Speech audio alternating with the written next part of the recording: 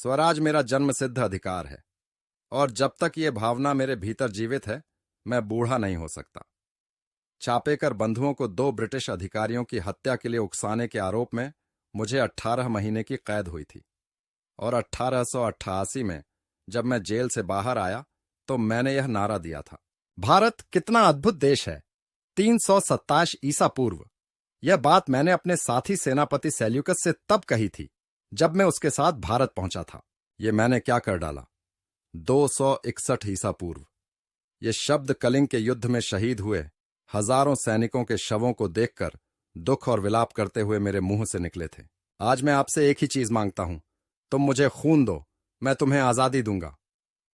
यह बात मैंने 1944 में बर्मा की एक रैली में कही थी।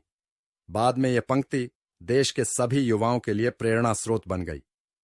आधी रात को जब पूरी दुनिया सो रही होगी, भारत स्वतंत्रता और जीवन से भरी एक नई सुबह के साथ जागेगा। स्वतंत्रता की पूर्व संध्या पर मेरे ओजस्वी एवं प्रसिद्ध भाषण, नियति से साक्षात्कार से जनता में उत्साह की लहर दौड़ गई थी। हम आतंकवाद को ब्लैकमेल का जरिया नहीं बनने देंगे। हम आतंकवाद के मुद्दे पर कोई समझौता नहीं करेंगे।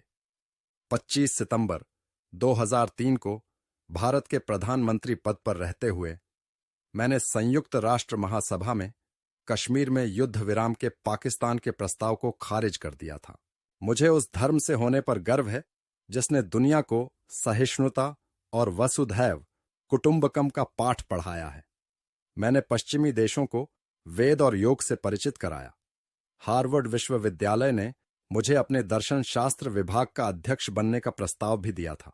इस क्षितिज पर नई सुबह की रोशनी शायद पूर्व से आएगी, जहां से सूरज उगता है। मैं भारत का पहला नोबेल पुरस्कार विजेता हूं। जब लंबी बीमारी के बाद अप्रैल 1941 में मैं शांति निकेतन में था, तब ये मैंने अपने अंतिम भाषण में कहा था। मैं तुम्हें एक छोटा सा मंत्र बता रहा हूं और वह है, करो या मरो।